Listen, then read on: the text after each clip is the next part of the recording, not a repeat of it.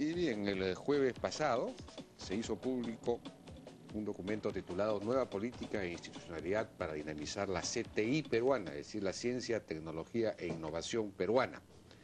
Esto es elaborado por la Comisión Consultiva para la Ciencia, Tecnología e Innovación.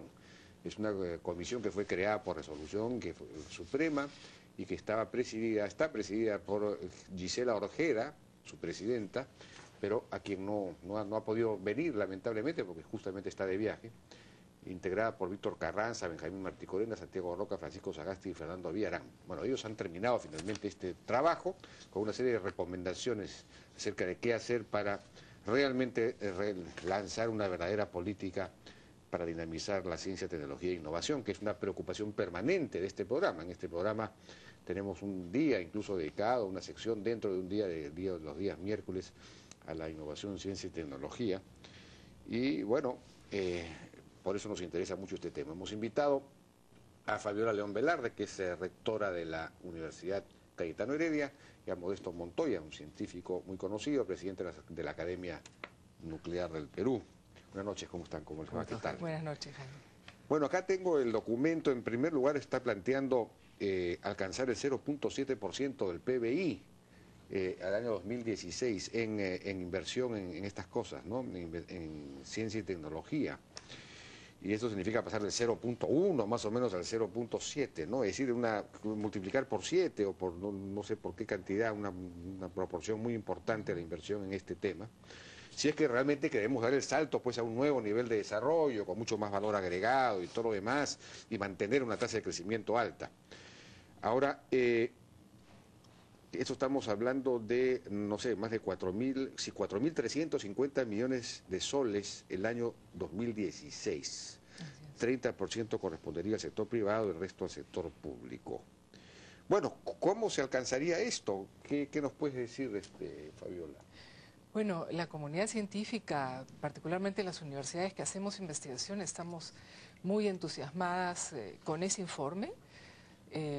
Nosotros nos ha parecido que ha cubierto los principales temas, que no solamente se ha encontrado un acuerdo a nivel de la comunidad científica nacional, sino que hemos tenido la suerte que instituciones internacionales también ya habían recomendado más o menos algunas pautas de lo que teníamos que hacer y que han sido desarrolladas muy bien en este documento. Se plantean áreas estratégicas de desarrollo, temas estratégicos, y cada una de esas, en el caso del informe de la Comisión, 7 áreas estratégicas son desarrolladas en base a instrumentos muy concretos. Entonces todos esos instrumentos van teniendo un monto a financiar y un tiempo de financiamiento, y están cubriendo los temas urgentes para el país, como son el recurso humano, la infraestructura, la capacitación en ciencia y tecnología, y por supuesto tener una institucionalidad, ¿no? El tema es que nosotros tenemos casi que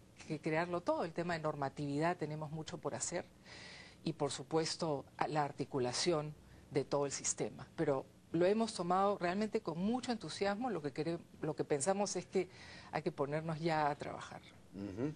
Modesto, no sé qué opinión tiene acerca de este documento y los planteamientos que hace. Usted ha sido un defensor ferviente de la idea de crear un ministerio de la ciencia y la tecnología, y la comisión esta recomienda finalmente efectivamente eso, aunque plantea 2 alternativas.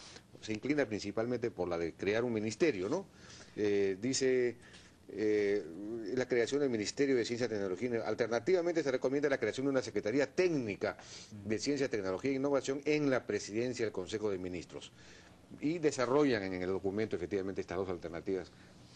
Los que conocemos un poco el interior de este problema, sabemos que la primera propuesta que hicieron los miembros de la comisión fue solamente para un ministerio, pero el Poder Ejecutivo un poco que les solicitó que haya pues una alternativa, ¿no? Ya. Por esa razón ellos han tenido que poner esa alternativa, pero en el fondo ellos están convencidos que lo que más conviene es el ministerio. Justamente Fabiola señalaba que hay que hacer normas que movilicen recursos, que cambien cosas, estructuras, etcétera. Y bueno, en el Estado peruano los únicos organismos que pueden proponer normas que un poco muevan el Ejecutivo es el Ejecutivo mismo. El Congreso no puede hacer normas que conlleven, por ejemplo, gastos, que signifiquen gastos. Por esa razón es necesario el Ministerio, pero también para articular, porque es muy difícil, es poco probable que un ministro, por ejemplo, de Agricultura o de Pesca, o de Producción, perdón, conozca la ciencia, más están ligados por sus actividades a las cosas empresariales tal vez.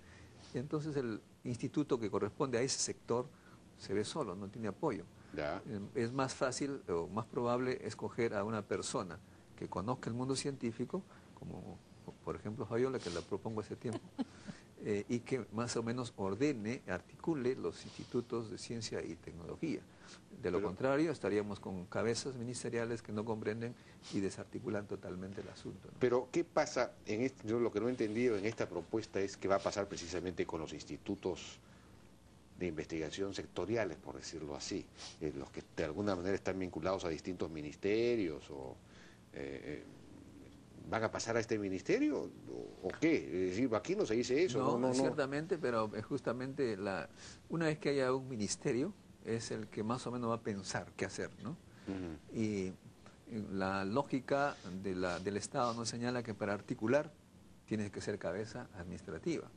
No puede haber una articulación cuando hay institutos en cada sector. Cada sector es independiente.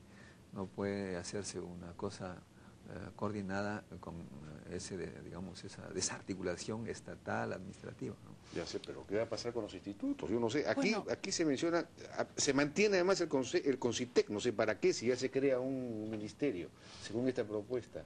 Lo que ocurre es que la propuesta, en cualquiera de sus alternativas, Ministerio, Secretaría Técnica, lo que propone es que haya la instancia política de planeamiento estratégico, inteligencia competitiva, la instancia que implemente, que en ambos casos plantea que sea agencias, agencia de financiamiento, agencia de investigación e innovación y talento humano y la agencia de propiedad intelectual y el vínculo empresarial. Y quien ejecutaría serían todos los universidades e institutos. Para eso, además, crean la carrera del investigador, donde ya los institutos no tendrían personal de planta, sino que tendrían que mostrar resultados, participar en concursos y ascender o no en la carrera del investigador, que es uno de los aspectos que yo recojo también como importantes de la propuesta. Entonces, viendo que ambas opciones tienen esas características, políticas, planeamiento estratégico, implementación y ejecución, ahí tú puedes jugar con las instancias más apropiadas en cada caso. Y proponen, de hecho, la reestructuración del CONCITEC, cumpliendo con esos fines como una de las instancias de implementación. Podría ser del talento humano, por ejemplo. Porque aquí aparece en este organigrama al costado del ministerio, no sé para qué, pero... El ministerio en realidad es el canal a través del cual la agencia o los consejos o los organismos van a llegar al Poder Ejecutivo, al Consejo de Ministros, donde se decide la política. Si no hay ministerio, ninguna de esos organismos van a poder llegar. No, ya sé, pero por ejemplo, esto que usted que menciona, Fabiola, aquí veo que me parece que está sobrando un nivel. Está el nivel del ministerio, donde está el CONCITEC, además, que no sé para qué. Luego están los viceministerios, y luego hay las agencias, y finalmente los organismos ejecutores, que son los institutos y todo lo demás, las universidades. Si tenemos viceministerios, ¿por qué tener agencias? Si las agencias son cosas distintas, ya no están dentro del ministerio. Son unas cosas independientes, que no basta con el viceministerio o con el ministerio para... Es decir, me parece que está sobrando algo acá. No entiendo la lógica. Son como instancias que tienen que implementar esos acuerdos, ¿no? Ahora, ¿por qué podría depender de una instancia del viceministerio? Eso ya queda para aquellos que manejan la norma, ¿no? Una de las cosas que a mí me parece por eso bien importante cómo pensar cuál es efectivamente la instancia para nuestro país, es que si tú te pones a estudiar los distintos ejemplos que han tenido éxito a nivel mundial, hay estudios comparativos que ha hecho Israel, que ha hecho Tailandia, Malasia, Finlandia, Singapur, nuestros propios países de la región, y tú te encuentras viceministerios, agencias, fundaciones, ministerios, y muchos de ellos con diferentes estrategias han logrado éxito, como por ejemplo Corea, que ha tenido una diferente estrategia que Finlandia, y los dos tienen básicamente un desarrollo muy parecido en ciencia y tecnología. Entonces, aquí yo creo que la pregunta es, ¿qué le conviene al Perú con su normatividad, su estilo, su manera de gobernar, para que cumplamos esos objetivos que está planteando la Comisión? A mí me parece que este insumo es muy importante porque te da los lineamientos de política, te traza cuáles son las áreas estratégicas, instrumentos para cada área estratégica y luego más o menos cuánto necesitas para financiar cada área. Algunos, tú sabes que, bueno, a veces los peruanos somos bien poco fraternos, ¿no? Y ya salen por ahí voces que dicen, pero ¿dónde has sacado esos números mágicos? Esos números están ahí porque ya hemos trabajado con el FINCIT, hemos tenido otras experiencias, cuánto nos costaría formar doctores, cuánto nos formaría tener museos para divulgar la ciencia y tecnología, formar ingenieros. En base a esos números se ha ido formando el financiamiento para cada instrumento, son como 75 instrumentos. Entonces a mí ese insumo me parece bien importante. Ahora, ¿qué estructura para que sea la que norme esa política? Yo creo que los expertos de este tipo de política y que conocen la estructura de nuestro Estado deberían saber, pero aquí está todo, Jaime, porque está, como decía, la carrera del investigador, los centros de excelencia, o sea, allí donde no hay un conjunto, una masa crítica, crear centros de excelencia en las regiones, tener clara la integración horizontal entre quien da las políticas y las implementa, pero a la vez vertical entre quien da las políticas y a nivel regional, a nivel local. O sea, el planteamiento me parece que está muy bien. Tenemos que ir, si me permiten, a una pausa. Regresamos. Nuevo BlackBerry 9380, primero en Claro. Cuenta ganadora del BBVA Continental. Preocúpate menos, estoy aquí. RIMAC Seguros.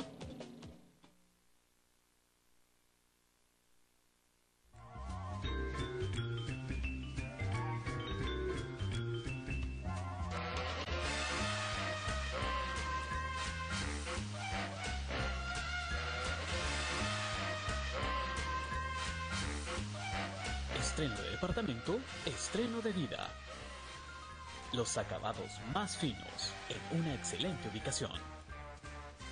Richmüller, constructora inmobiliaria, estrenará tu vida.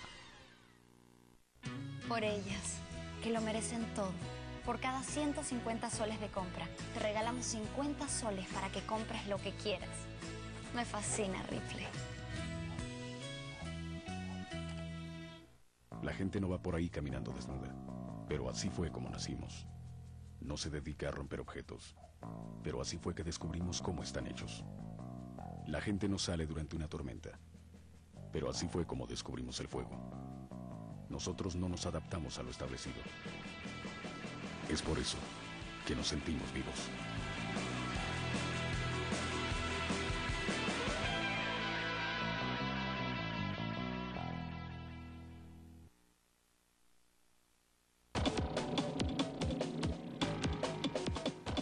Conversando entonces acerca de las recomendaciones contenidas en este informe, Nueva Política e Institucionalidad para Dinamizar la Ciencia, Tecnología e Innovación Peruana, que recomienda, entre otras cosas, la creación de un ministerio y una serie de otras medidas para llevar la inversión en ciencia y tecnología a niveles mucho más altos que los actuales en los próximos 4 años. Y, por ejemplo, se propone, bueno, de hecho aquí lo que se reclama fundamentalmente es decisión política, ¿no? Porque hay que tomar la decisión de actuar en este terreno finalmente, y aquí estarían ya las recomendaciones sobre cómo actuar. Se propone modificar las normas tributarias para permitir que las empresas privadas deduzcan como costo los montos que destinan a las actividades de investigación y desarrollo tecnológico. Y se dice ahí en el informe que como no pueden hacer esto, en realidad muchas veces disfrazan lo que gastan en innovación y desarrollo en otras partidas. Y eso puede ser, porque yo he visto que hay mucha investigación en las empresas, en general, todo este desarrollo que se ha producido en los últimos 20 años, agroexportador, incluso las exportaciones no tradicionales. Aquí se dice en el informe que el Perú solo exporta materias primas. Es falso. El Perú está exportando cada vez más, en una proporción mayor que materias primas. Es decir, el crecimiento de las no tradicionales en volumen es 3 veces mayor en los últimos 20 años que la tasa anual, es 3 veces mayor, la tasa anual. O sea que imagínense, y ahí hay mucha innovación, pero que no está registrada, no está, nadie sabe, ¿no?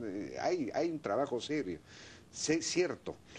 Entonces, sin embargo, serían necesarias estas medidas, estas normas tributarias, no, sin duda, para potenciarlo aún más, supongo. Sí, justamente es necesario que el Estado, la red internacional de ciencia y tecnología que coordino, después de largas conversaciones, incluso pensamos que el Estado debe participar con el 50% de los gastos de investigación, de las inversiones de investigación privada. Ajá. Y que los investigadores de la carrera del investigador, que señaló Fabiola, deben ser pagados por el Estado para que vayan a hacer investigaciones con la empresa privada, o sea que son mucho más ambiciosos, más apoyo a la empresa. Claro. Pero, nuevamente, por eso a veces uno siempre llega a lo mismo. También tenemos el canon minero, que hay 1.200 millones de soles que no se pueden utilizar. En las universidades. En las universidades del Estado. Y todo eso porque falta normas. Todo esto tiene que hacerse con normas. Y, quieras o no, es a través del Ejecutivo que pueden proponerse, y solamente a través de él, las normas que son necesarias cambiar. Por eso es que nosotros aquí se menciona que el Ministerio es el único que puede hacer esos cambios en forma coordinada. Claro. Por lo contrario, ¿quién lo va a hacer? El CONCITEC o la agencia son ejecutores y en realidad dan cuenta a alguien, a una cabeza. Y esa cabeza tendría que estar en comunicación con los otros sectores y con el presidente de la República, y con la PCM. Por esa razón es que insisto en que para comenzar tendría que haber un ministro. Además, nosotros los científicos no tenemos con quién conversar. Vamos a la PCM, es nuestro asunto. Ministerio de Educación, tampoco. Ahora, el CONCITEC debió ser un gran líder pues en todas estas cosas. No tiene, administrativamente está impedido de realizar acciones. La administración tiene normas que te limitan en tu acción. Y de la PCM pasó al Ministerio de Educación, ahí no tenía un mandato claro, inclusive le quitaron el local, ahora no tienen ni local. Es realmente penoso. Y con respecto a lo que tú dices, el vínculo con el empresariado, que es tan importante para la innovación en los países, ese es un tema que efectivamente hay que fomentar, y acá hay varios instrumentos para hacerlo, porque si bien es cierto, se está haciendo innovación en las empresas, pero cada uno un poco a su estilo, desarticulado totalmente de la universidad, y sabemos que es en la universidad donde está el germen de tantos estudiantes, donde tú puedes empezar interacciones con la empresa, ¿no es cierto? Becas de la empresa para que hagan proyectos para la empresa, estudiantes que se vayan a la empresa a hacer sus tesis, empresas que traigan becarios del extranjero para un tema que les interese. En los países de la región, Brasil, Colombia, México y Chile, casi el 50% de la inversión del financiamiento total en ciencia y tecnología viene de las empresas. Como dice el documento, aquí se está esperando que sea el 30%, no porque la empresa va a poner el dinero, sino porque a través de diferentes instrumentos va a articularse y va a permitir que el estudiante y los trabajos de investigación no solamente sean en las áreas pertinentes que también se delinean acá, todo lo que es las biotecnologías, agroexportación, industria, energía, agua, el uso de nuestros recursos naturales, salud, sino todo esto vinculado también para que la empresa utilice esa innovación, porque la universidad genera conocimiento, pero quien tiene que usar ese conocimiento es la empresa a través de la innovación. Y la empresa además, por lo general necesita constantemente mejorar algunos procedimientos, necesita, en fin, una serie de... Tú comprenderás, Jaime, que si queremos convocar a la empresa para que tome su responsabilidad, por así decirlo, mucho mejor sería un ministerio. Como ocurrió en Corea, en el 67 se creó el Ministerio de Ciencia y Tecnología, y es quien convocó a la empresa y le dijo, vamos a gastar con ustedes, vamos en este camino, y un poco que los puso ante su responsabilidad histórica. Lo mismo hicieron ahí estoy viendo que Brasil hay en el 85. el tema de los clústeres, por ejemplo, de las cadenas productivas, Así ahí se es. puede desarrollar todo un programa de investigación en función de las Así es. principales líneas, ¿no? Así es. Efectivamente. Mira, no sé si tú recuerdas del CADE, si es que tengo tiempo para comentarlo, pero no sé si recuerdas que se declaró 3 empresas como las más innovadoras, inclusive salió en un informe de la CEPAL, Microsoft, Interbank y Alicorp.